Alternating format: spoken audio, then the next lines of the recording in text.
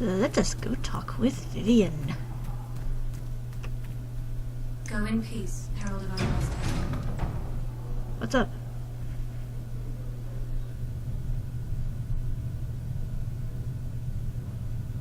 It's good you've returned. We heard of your encounter. You heard? My agents in the city sent word ahead, of course. It's a shame the Templars have abandoned their senses, as well as the capital.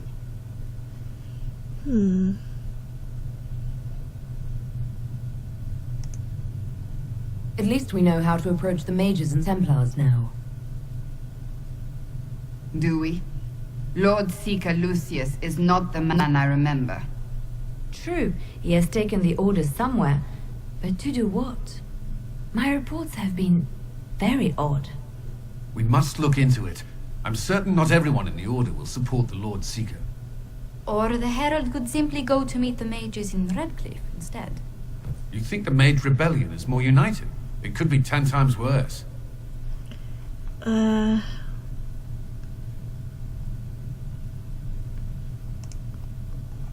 you could stop bickering and make a decision. I agree. We shouldn't discount Redcliffe. The mages may be worth the risk. They are powerful, Ambassador, but more desperate than you realize. You think it's a trap? You think the invitation could be some kind of trap? If some among the rebel mages were responsible for what happened at the Conclave. The same could be said about the Templars. True enough. Right now, I'm not certain we have enough influence to approach the Order safely. Then the Inquisition needs agents in more places. That's something you can help with. In the meantime, we should consider other options. Such as... I know, kind of spitballing here, but come on. There is one other matter. Several months ago, the Grey Wardens of Ferelden vanished. What? I sent word to those in Orlais, but they have also disappeared. What? Ordinarily, I wouldn't even consider the idea they're involved in all this, but the timing is curious. Wait, how many Wardens are we talking? Are we talking about the ones in Amaranthine, like Nathaniel and... Because I kind of like those guys. They helped me out a lot in Awakenings. Oh, I think Leliana and Sigrun left, but still, come on. Alright. That does sound odd. I agree. The others have disregarded my suspicion, but I cannot ignore it. 2 days ago, my agents in the hinterlands heard news of a Grey Warden by the name of Blackwall. If you have the opportunity, please seek him out. Perhaps he can put my mind at ease. And if he can't, then there may be more going on than we thought. Fair enough. No, Blackwall, that's the guy that's, he's another party member. He's the one I compared to Cinnamon Toast Ken earlier. Anyway, I gotta talk to Vivian. Oh. So what's up here for a minute? Oh, I reached level 6. Excellent. First things first. Krem. Who are you?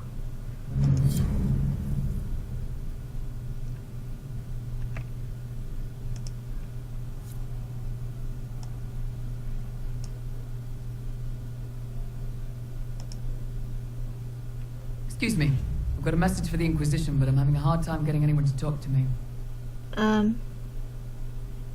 Who are you? Who are you, soldier? Cremisius Aclasi with the Bulls Chargers Mercenary Company. We mostly work out of Orlais and Navarra.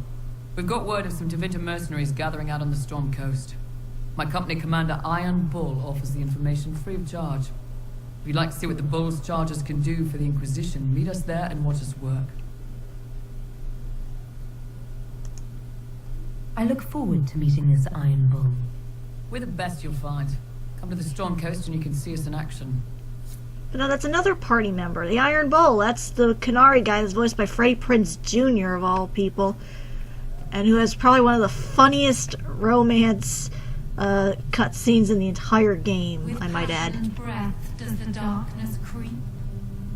It is the whisper in the night, the lie upon your sleep. Where are you, Vivian?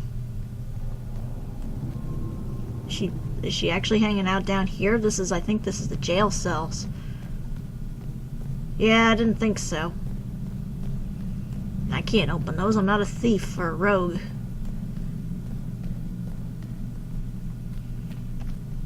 Yeah, I can't open any of these unless I was a rogue.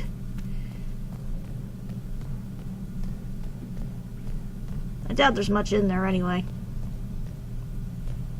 Okay, so she's not here. Ooh, reading material. Get out of the way, broken vase. Chantry hierarchy. Divine is the titular head of the Chantry, although since the schism split the Imperial Chantry into its own faction there, and now in fact 2 Divines are at any one time. One Divine, informally called the White Divine, is a woman housed in the Grand Cathedral in Val Rayo. The other, known as the Black Divine, is a man housed in the Aegis Spire in Minrathus. Neither divine recognizes the existence of the other, and the informal names are considered sacrilegious. No matter the gender, a divine is addressed as most holy or your perfection. Beneath the rank of divine is the Grand Cleric. Each Grand Cleric presides over numerous chantries and represents the highest religious authority for the religion. They travel to Val Rayo when the College of Clerics convene, but otherwise remain where they are assigned. All Grand Clerics are addressed as Your Grace. Beneath the Grand Cleric is the Mother, or in the Imperial Chantry, the Father. The Mother is in charge of a particular chantry. Revered is appended to her title. These are the priests responsible for administering to the spiritual well-being of their flock. His Mother or Reverend Mother is addressed as Your Reverence. Brothers and sisters form the rank and file of the chantry and consists of 3 main groups: affirmed, initiates, and clerics. Affirmed are the lay brethren of the chantry, those regular folk who have turned to the chantry for succor. Often they are people who have led a difficult or irreligious life and have chosen to go into seclusion, or even orphans and similar unfortunates who were raised into chantry life. The affirmed take care of the chantry and are in turn afforded a life of quiet contemplation, no questions asked. Only those folk who take vows become initiates. These are men and women in training, whether in academic knowledge or the martial skills of a warrior. All initiates receive an academic education, although only those who seek to become Templars learn how to fight in addition. Clerics are the true academics of the chantry, those men and women who have dedicated themselves to the pursuit of knowledge. They are often found in chantry archives, sages presiding over libraries of books and arcane knowledge. The most senior of these clerics, placed in charge of such archives, are given the title Elder, although such a rank is still beneath that of Mother. All other brothers and sisters are addressed simply by nothing their title before their names, such as Brother Genitivi, from a guide for ambassadors from Rivain. A lot of mouthful there, but there you go. Oop, more reading. Founding of the Chantry. Cordelis Dracon, king of the city-state of Orlais, was a man of uncommon ambition. In the year 15 Ancient, the young king began construction of a great temple dedicated to the Maker, and declared that by its completion he would not only have united the warring city-states of the south, he would have brought Andrastian belief to the world. In 3 Ancient, the temple was completed. There, in its heart, Dracon knelt before the eternal flame of Andraste and was crowned ruler of the Empire of Orlais. His first act as emperor declared the chantry as the established Andrastian religion of the empire. It took 3 years and several hundred votes before Alessa of Montesmard was elected to lead the new chantry. Upon her coronation as divine, she took the name Justinia in honor of the disciple who recorded Andraste's songs. At that moment, the ancient era ended and the divine age began. From Ferelden Folklore and History by Sister Petrine, chantry scholar. The name Sister Petrine sounds familiar too. Ooh.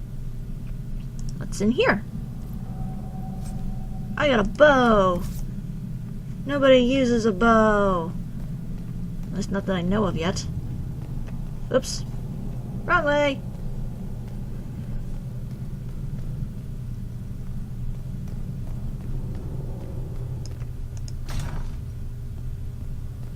Alrighty, so. You had granted them power over the very fade. Thank you for all that you are doing to her. Though they stand I try. unending. Mistress Lavelle, do you have a moment? Sure, what's up?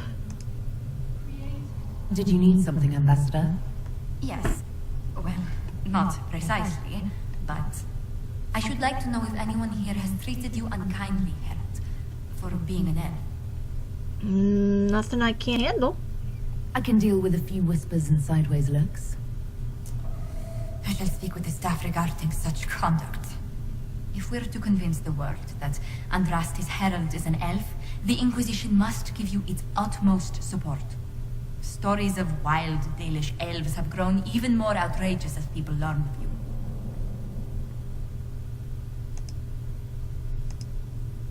How have the rumors gotten worse?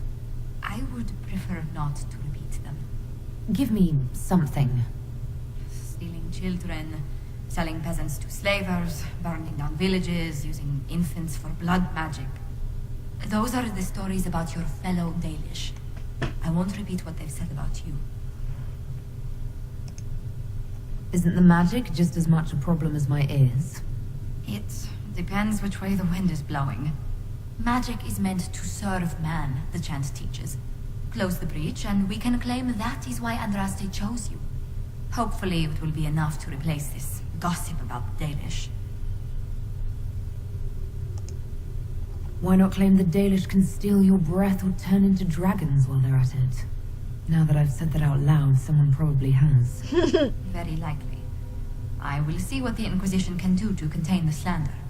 It may help if I know more about how you and your clan lived. Well, I don't know.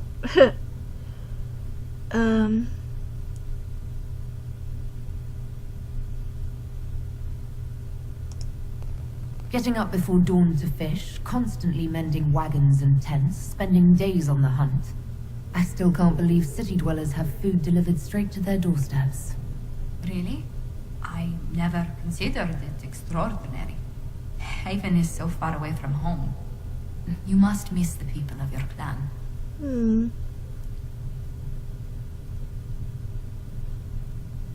No. I was a solitary child. I spent much of my time alone. The Dalish won't weep for me, if they even notice I'm gone. Believe me, they'll have noticed. Whether you're with them or not, being the clan of the Herald of Andraste will mark them in history.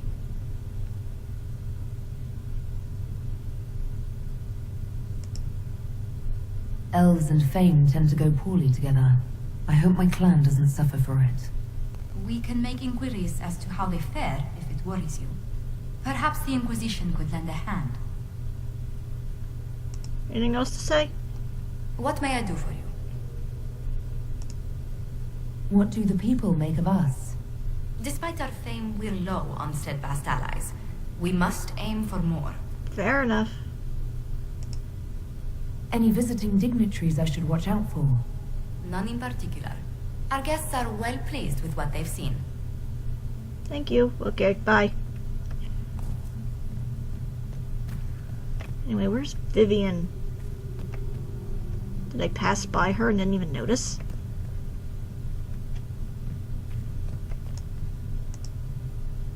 The Fade. The study of the Fade is as old as humankind. For so long as men have dreamed, we have walked its twisting paths, sometimes catching a glimpse of the city at its heart. Always as close as our own thoughts, but impossibly separated from our world. The Tevinter Imperium once spent vast fortunes of gold, lyrium, and human slaves in an effort to map the terrain of the Fade, an ultimately futile endeavor. Although portions of it belong to powerful spirits, all the Fade is in constant flux. The Imperium succeeded in fighting the disparate and ever-shifting realms of a dozen demon lords, as well as cataloging a few hundred types of spirits before they were forced to abandon the project. The relationship of dreamers to the Fade is complex. Even when entering the Fade through the use of lyrium, mortals are not able to control or affect it. The spirits who dwell there, however, can, and as the Chantry teaches us, the great flaw of the spirits is that they have neither imagination nor ambition. They create what they see through their sleeping visitors, building elaborate copies of our cities, people, and events which, like the reflections in a mirror, ultimately lack context of life of their own. Even the most powerful demons merely plagiarize the worst thoughts and fears of mortals and build their realms with no other ambition than to taste life. From Tranquility and the Role of the Fade in Human Culture by First Enchanter Josephus. Interesting. And there you are, Vivian. Oh, your hair's a lot shorter than I expected it to be. You've never been to a circle, as far as I can tell, yet you're remarkably skilled. Were you self-taught? Not at all. I studied magic with Keeper Deshana. I have heard about the traditions of magic among the Dalish keepers, but it's all third-hand. In my own experience, nothing is more deadly to a young mage than a lack of knowledge, which makes the current state of things precarious. What do you imagine will happen if the circles are not restored? Do you foresee the Dalish taking us all under their wing? I doubt it.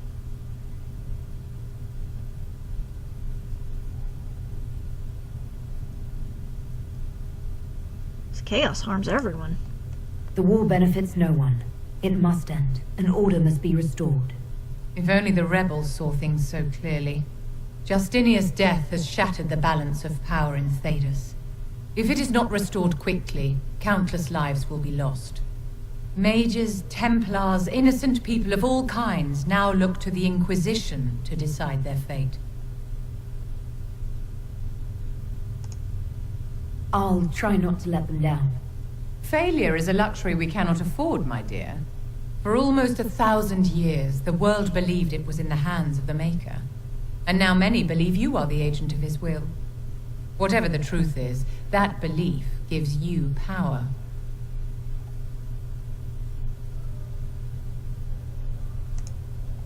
If that's true, then I'll put it to good use. I suppose we'll see. I've stolen enough of your time, my dear. Don't let me keep you. Yes? Is there anything I can do to help your efforts at restoring the circle? After the circles fell, their libraries were plundered by scavengers. 1,000 years of recorded knowledge in the hands of bandits. It makes me sick to think of it. I've received news that some tomes have been located, if you are interested in righting this wrong. I'll look into it for you. If you can take care of this matter, the circle would be in your debt. Jeez, so much I have to do. Yes?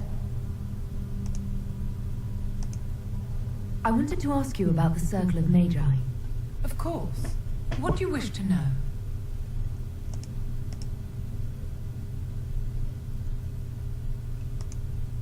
If the Circle disbanded, how can you still belong to it? The circle is an idea, my dear, and an idea cannot be dissolved. Many of the first enchanters voted for rebellion, caring little that anything short of a unanimous decision would pit mage against mage.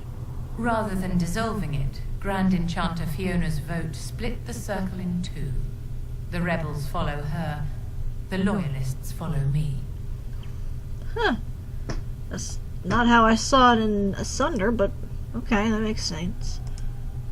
If you led all the loyalists, why are you only First Enchanter and not Grand Enchanter?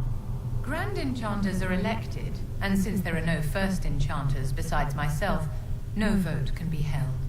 I could name myself Grand Enchanter, but the title holds no meaning now. When the circles are restored, that will change. What was it like to live in a circle? My dear, your question is the root of all problems with mages. I cannot tell you. Every circle was different. Their Templars were different, their politics unique. And every person within each tower had an experience of circle life unique to themselves. Some people suffered and some were content. Some were cruel, some compassionate, and some indifferent. The same is true of people everywhere, in all circumstances, whether they are mages or not. So tell me about your personal experience with the Circle. I enjoyed life in the Montsimard Circle, my dear. It was an edifice devoted to knowledge and refinement. And there is comfort to be had, you know, in the company of fellow mages. Those born without magic will never truly understand us. You must have been under constant supervision, being forced by Templars to live in the tower. Was that hard to endure? My dear, I have a suite in the palace and a wing at my dear Duke Bastien's estate. I have never been forced to live anywhere. Most circles allowed mages to live away from the tower, either on their own or in service to the nobility. All that was required was permission from the first enchanter. Some circles were harsher in their restrictions. Kirkwall was the worst, but it was the exception. Most were quite permissive. Perhaps too permissive, in retrospect. How did we come to this state with the circles in revolt? A failure of perspective that infected circle leadership. Mages lived solely in a world of Templars and mages. They could not even imagine what was beyond the tower walls. Kirkwall gave the world a reason to remember its fear of magic. A mage killed hundreds with a snap of their fingers. More like a bomb. Across Thedas, a new tangible fear of magic grew. Commoners and nobles alike called out to the Chantry for protection. But the malcontents in the towers thought nothing of this. They cared only for themselves and for their anger at the new Templar restrictions. When a mage attempted to assassinate Divine Justinia, again, the mages protested the investigation. The leadership chose to vote on independence based on the intolerable conditions imposed by the Templars, sparing no thought to the fact that magic was more feared in the aftermath of these attacks than it had been since Tevinter's day. So long as they had their freedom, they could care little for riots, angry mobs, or about pitting mages against each other. I must say, Bioware did pretty good in writing this. Like, I half expected, like, she would be some, you know, when I heard that she was, like, part, like, pro-circle, I was like, I don't know where this is gonna go. It'll probably be poorly executed. She'll come off as snobbish. But no, she actually has, like, decent reasons to be interested in this, in reforming the circle, so. Are you familiar with Grand Enchanter Fiona? We've met. Before her horrendously ill-timed and selfish vote for independence, I thought her adequate at her job. In her dotage, she could not handle looking after the well-being of so many people. We would have done better to replace her years ago, to let her spend time gardening. Did they have cause to rebel? In the aftermath of their terrorist attacks? Was that really the most opportune time to break away? By all means protest abuses by the Templars. Just don't do it in a way that says mages support wholesale murder. By voting when they did, my colleagues all but declared war upon the ordinary people of Thedas. A war in which we are outnumbered 100 to 1. I thought the fighting was only between mages and Templars. Why are mages fighting mages? The vote for independence was carried by only a small margin, but Fiona chose to let the motion stand. Those who opposed a rash declaration of war against the entire free world had little choice.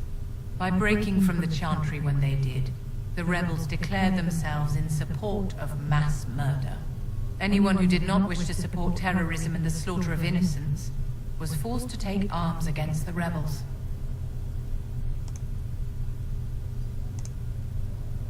Yes?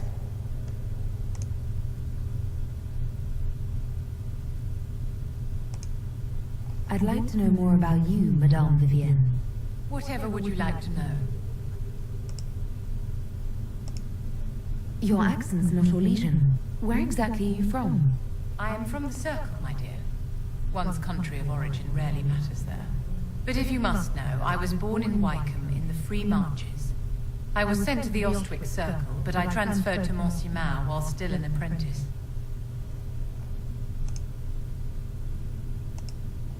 I'm curious how a circle mage winds up a courtier. Nobody winds up at court, my dear.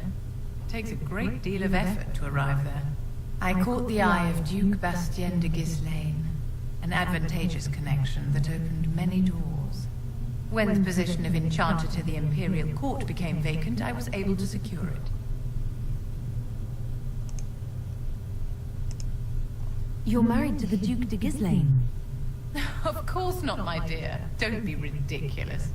Marriage is the business of alliance and inheritance. I'm Bastien's mistress.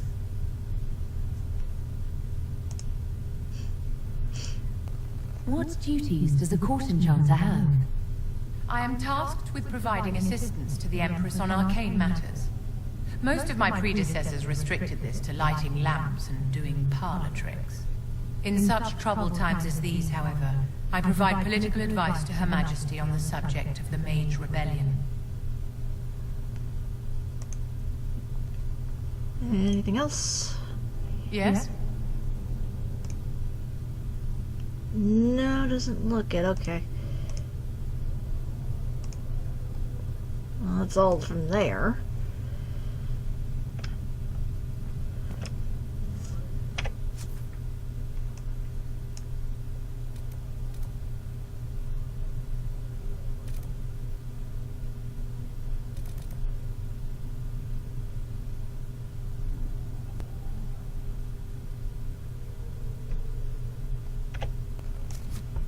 All right.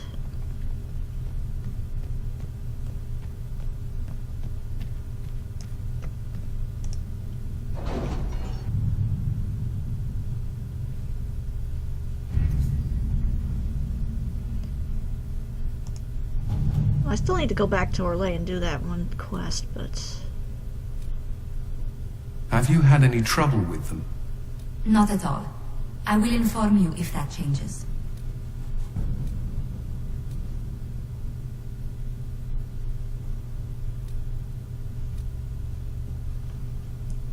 There's a lot of places to go.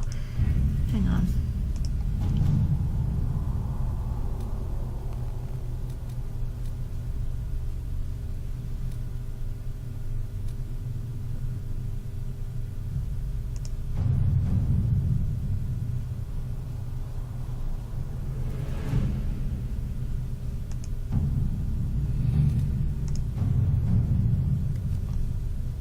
No, that's Vivian.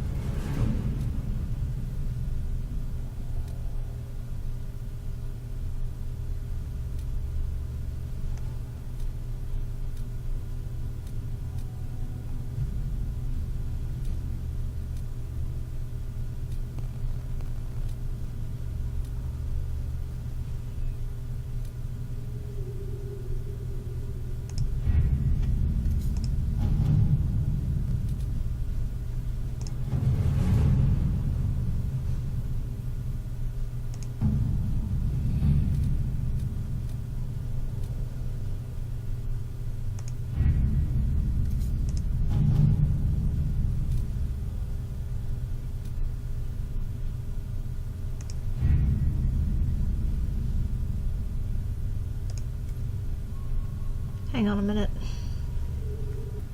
I'll do that in a sec. First things first. A learned child is a blessing upon his parents and onto the maker. I want to get that red Jenny thing out of the way first, and then I can go after Blackwall.